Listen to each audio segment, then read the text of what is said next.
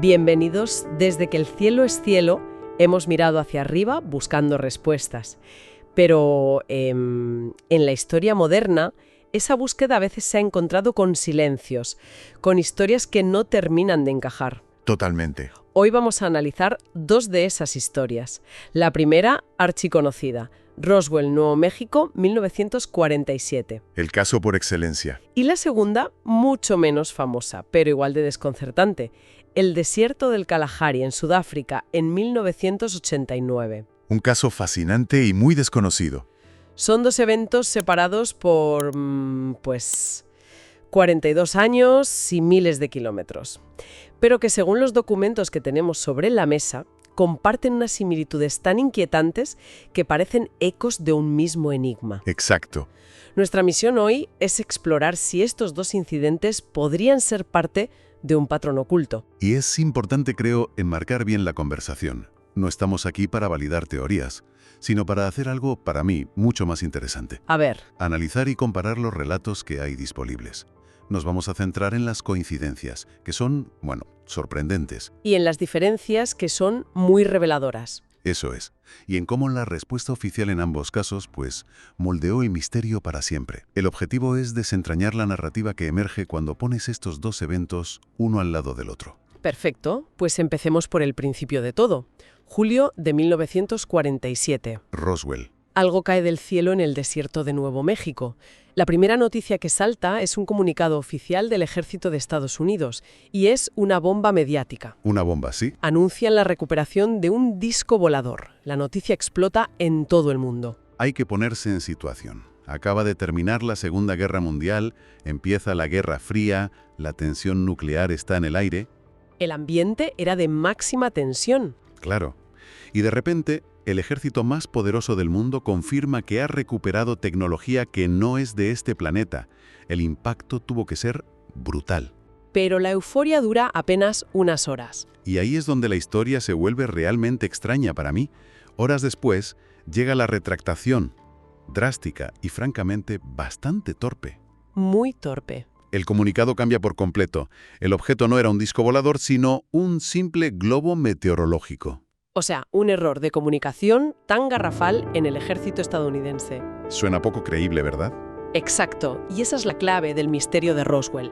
No es tanto el supuesto platillo, sino la torpeza de la rectificación lo que grita encubrimiento. Claro. Más tarde dirían que pertenecía al Proyecto Mogul, un programa secreto para espiar pruebas nucleares soviéticas. Usando globos a gran altitud. Eso es. Una explicación que para muchos generó más preguntas que respuestas. Si solo era un globo, ¿por qué el primer comunicado tan sensacionalista? El silencio oficial que siguió durante décadas fue como echarle gasolina al fuego. Pero esa versión del globo se mantuvo. ¿Qué fue lo que la rompió? Fueron esos testigos los que realmente cambiaron el rumbo de la historia. Sin duda, porque durante 30 años la historia estuvo latente. Fue a finales de los 70 cuando empezaron a hablar. ¿Los testigos? Primero civiles y luego, y esto es crucial, exmilitares que participaron en la recuperación. Y no solo contradecían la versión oficial, sino que añadían elementos que eran, imposibles de ignorar. Y que no encajaban en absoluto con un globo. Para nada. ¿A qué tipo de elementos te refieres? Pues hablaban de materiales con propiedades extrañísimas. Unos los describían como un metal increíblemente ligero pero indestructible, una especie de metal con memoria. ¿Con memoria? Sí, que podías arrugarlo en la mano y volvía a su forma original sin una sola arruga. Otros describieron fragmentos con inscripciones, una especie de escritura que recordaba los jeroglíficos. Vaya. Y, por supuesto, el detalle que lo cambió todo, el hallazgo de cuerpos no humanos entre los restos. ¿Cuerpos? A partir de ahí, la leyenda señala dos posibles destinos para todo eso: la base aérea de Wright-Patterson en Ohio o la infame Área 51 en Nevada. Esa gestión del pánico en Roswell, esa torpeza inicial, es fascinante y te hace pensar, ¿qué habrían hecho si tuvieran una segunda oportunidad? Si algo así volviera a pasar. 32 años después, en un lugar muy distinto, parece que la tuvieron. Vámonos a mayo de 1989, al desierto del Kalahari. Un escenario completamente diferente, en la frontera entre Sudáfrica y Botsuana. Y la historia, según los informes que se filtraron años después, empieza de una forma radicalmente distinta. Espera, porque aquí no hablamos de un accidente, de algo que simplemente cayó del cielo. Los documentos hablan de una intervención militar activa. Los derribaron. Eso es lo que afirman las filtraciones y es el elemento que lo cambia todo. Claro. La versión que circula, basada en supuestos informes internos, es que 2 cazas Mirage de la Fuerza Aérea Sudafricana interceptaron un objeto volador no identificado. Que había violado su espacio aéreo. Correcto. Siguiendo órdenes, uno de los pilotos disparó un misil experimental. El objeto fue alcanzado y se estrelló en una zona remota del desierto. Esto es un salto cualitativo enorme. Ya no es un hallazgo pasivo, es un acto de agresión. ¿Es un derribo? La implicación es que no solo se encontraron con algo, sino que lo abatieron. Y la narrativa que se filtra a partir de ahí es aún más detallada que la de Roswell. Las versiones no oficiales afirman que se recuperó una nave discoidal parcialmente intacta, o sea, no solo escombros. La nave casi entera. Y junto a ella, 2 ocupantes no humanos. Algunos de esos informes incluso sugieren que al menos uno fue capturado con vida. Con vida. Aunque murió poco después, ¿sí? Y aquí la historia se vuelve todavía más compleja. Se habla de una intervención conjunta de fuerzas sudafricanas y estadounidenses. Un momento. Estadounidenses. Sí, estadounidenses. ¿Qué pintaban los estadounidenses en un incidente militar en Sudáfrica en 1989? Eso ya es otro nivel de complejidad. Es una pregunta clave. Si las filtraciones son ciertas, sugiere la existencia de un protocolo de cooperación internacional preexistente para este tipo de eventos. No fue una improvisación. Para nada. Parecía que sabían exactamente qué hacer. Asegurar la zona, recuperar la nave y a sus ocupantes, y trasladarlo todo discretamente. Es como si hubieran aprendido de errores pasados. Quizás de los errores y el caos de Roswell. Exactamente. Vamos a centrarnos ahora en el elemento más fascinante y que conecta ambos casos, los seres. Las descripciones son increíblemente detalladas en los documentos. Sí, lo son. En Roswell, los testimonios que emergieron con los años dibujaron un retrato muy específico, el que hoy conocemos como los pequeños grises. El arquetipo. Seres de baja estatura, entre 1 metro y 1,5 metros, con una cabeza desproporcionadamente grande, ojos enormes y oscuros y cuerpos muy frágiles, con manos de 4 dedos. Y de ahí sale la imagen del extraterrestre moderno, la que todos tenemos en la cabeza. Prácticamente nació en Roswell. Pues bien, en el Kalahari las descripciones son inquietantemente similares, pero con matices. ¿Matices únicos? Los informes filtrados también hablan de seres de complexión parecida, cabeza grande, cuerpos delgados, pero añaden detalles como una extrema palidez o blancura en la piel y, muy importante, el uso de trajes ajustados y plateados. Los investigadores especulan que esos trajes podrían ser una especie de sistema de soporte vital. O un uniforme tecnológico, quizá. Podría ser. Y al analizar estas descripciones es fácil entender por qué los ufólogos trazan una línea directa entre ambos casos.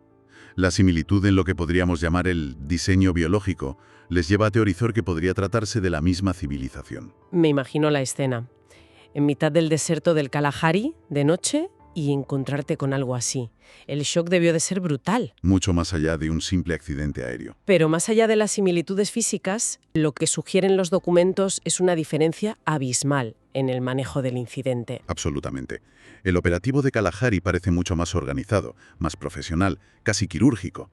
Esto podría implicar que en 1989 ya existía un protocolo de manejo perfeccionado. ¿Un protocolo? Quizá como resultado de la inexperiencia y el pánico inicial de Roswell en el 47. Es como si hubieran pasado de la sorpresa a la rutina. Al escuchar todo esto es imposible no ver un patrón. En ambos casos, el objeto cae en un lugar remoto, desértico. Perfecto para que nadie se entere. Y la respuesta militar es inmediata y masiva. No es una simple patrulla local, es un despliegue total. Ahí ya tienes 2 similitudes enormes que apuntan a un evento de alta importancia. Y en el centro de todo, la misma historia. El hallazgo de restos de una tecnología incomprensible y, lo más importante, de sus ocupantes no humanos. Es casi como si estuviéramos leyendo el mismo guión, pero con 40 años de diferencia. Exacto. Y el acto final del guión es el mismo, una explicación oficial banal que busca tranquilizar y cerrar el caso. En Roswell fue un globo, en Kalahari... En Kalahari ni siquiera hubo explicación, solo silencio. Solo silencio. Y por supuesto la quinta similitud, la supuesta implicación directa de Estados Unidos en la gestión final de los restos. El patrón es casi idéntico. Pero las diferencias también dicen mucho. La primera es obvia, el impacto cultural. Roswell es un icono mundial, parte de la cultura popular. Todo el mundo ha oído hablar de Roswell. En cambio, el Kalahari es un caso casi desconocido, un susurro en círculos muy especializados. ¿A qué se debe eso? Probablemente al hermetismo extremo del régimen del apartheid en Sudáfrica. En 1989 era casi imposible que la información saliera de allí sin autorización. Claro, no había internet, la prensa estaba controlada. Era el lugar perfecto para que un secreto así se mantuviera oculto. Luego está el contexto histórico. Roswell ocurre en la posguerra, con un pánico atómico. Y un miedo constante a la tecnología del enemigo, que no sea de los soviéticos. Justo. Kalahari, en cambio, sucede al final de la Guerra Fría. La cooperación militar entre potencias occidentales era mucho más fluida, lo que podría explicar esa supuesta intervención estadounidense tan rápida y coordinada que mencionábamos. Y también hay diferencias en la tecnología, ¿no? Los informes del Kalahari parecen describir algo mucho más avanzado. Sí, y esto es muy interesante. Los informes de Kalahari describen una tecnología que parece un salto cuántico respecto a la de Roswell. Un salto cuántico. Se habla de materiales autorreparables, de estructuras metálicas sin remaches visibles, de una perfección en el diseño que superaba la tecnología más secreta de los años 80. ¿Y en Roswell? En Roswell, las primeras descripciones hablaban de restos más rudimentarios, como vigas ligeras y un metal parecido al papel de aluminio, aunque eso sí, con propiedades extrañas. Es como si en 40 años su tecnología también hubiera evolucionado drásticamente. Otro punto de comparación que me llama la atención es cómo llegó esta información a la luz pública. En Roswell, la historia se construyó muy lentamente. A lo largo de décadas. La información vino de testigos civiles y, sobre todo, de militares ya retirados que hablaron cuando ya no temían represalias. Fue un goteo lento. Una verdad liberada poco a poco. En Kalahari, en cambio, la alarma sonó desde dentro. La información supuestamente se filtró desde personal en activo de las Fuerzas Armadas sudafricanas. Y aquí aparece un documento clave que resuena en toda la investigación. El supuesto informe del coronel J.G. Williams. Que es muy controvertido. Muchísimo. Su autenticidad nunca ha sido comprobada, pero muchos investigadores lo consideran una de las pocas fuentes primarias del caso. Un informe interno que describía con detalle el objeto derribado, la recuperación y el traslado de los cuerpos. O sea, en un caso tenemos recuerdos décadas después y en el otro un supuesto informe de campo casi contemporáneo. Exacto. Y hay una conexión intrigante más que mencionan los documentos. ¿Ah, sí? Varios ufólogos afirman que las características de la nave derribada en el Kalahari, su forma, su rendimiento, coinciden con descripciones de ovnis avistados en Estados Unidos durante los 80. ¿Qué podría significar eso? Pues plantea varias posibilidades. Podría indicar un patrón tecnológico común, que la misma tecnología estaba operando en distintas partes del mundo. Y esto es más especulativo, podría sugerir que la nave derribada en Sudáfrica no era una desconocida, sino que ya estaba siendo monitorizada por agencias de inteligencia occidentales. Y quizás el derribo fue, en cierto modo, una oportunidad. Lo que nos lleva a la situación actual. Dos casos que al final revelan la misma tensión. La que existe entre lo que los gobiernos dicen y lo que la evidencia parece sugerir. Siempre la misma tensión. Y la respuesta gubernamental hoy en día es muy diferente. Sobre Roswell, el gobierno de Estados Unidos se ha visto obligado a dar explicaciones una y otra vez, manteniendo, contra viento y marea, la versión del globo. Una versión que cada vez tiene más agujeros a medida que se desclasifican documentos, pero bueno, es la versión oficial. Sin embargo, sobre el caso Kalahari, el silencio es absoluto. Total. Tanto el gobierno de Sudáfrica como el de Estados Unidos se comportan como si nunca hubiera ocurrido. No hay versión oficial, no hay globo meteorológico, no hay nada. Y ese silencio es increíblemente poderoso. La falta total de una narrativa oficial sobre el Kalahari lo convierte paradójicamente en un caso más sólido para algunos investigadores. Más sólido por el silencio. Argumentan que cuando hay algo que ocultar, pero no se tiene una buena coartada, la mejor estrategia es el silencio total. Un silencio total, para ellos, es la prueba de un secreto total. Entiendo. Al final, ambos casos, como ecos del mismo enigma, nos recuerdan que el verdadero misterio puede que no esté en el cielo, sino aquí mismo, en los archivos clasificados en la Tierra. Es una conclusión fascinante. Y, después de analizar todo esto, ¿qué idea se te queda resonando? Pues hay una última reflexión que me gustaría dejar en el aire. Una pregunta que surge al revisar todos estos documentos. ¿Adelante? Se centran mucho en la tecnología recuperada, en la nave, pero esto plantea una pregunta inquietante sobre los ocupantes. Sobre los seres. Sí, si estos seres con naves tan increíblemente avanzadas, capaces de cruzar distancias interestelares, eran biológicamente tan frágiles, y si sus vehículos eran tan vulnerables a un simple impacto contra el suelo, o como en el Kalahari, a un misil de tecnología de los 80, la pregunta es, ¿estaban realmente al mando? ¿O eran simplemente los pasajeros de una tecnología que quizá ni ellos mismos controlaban del todo?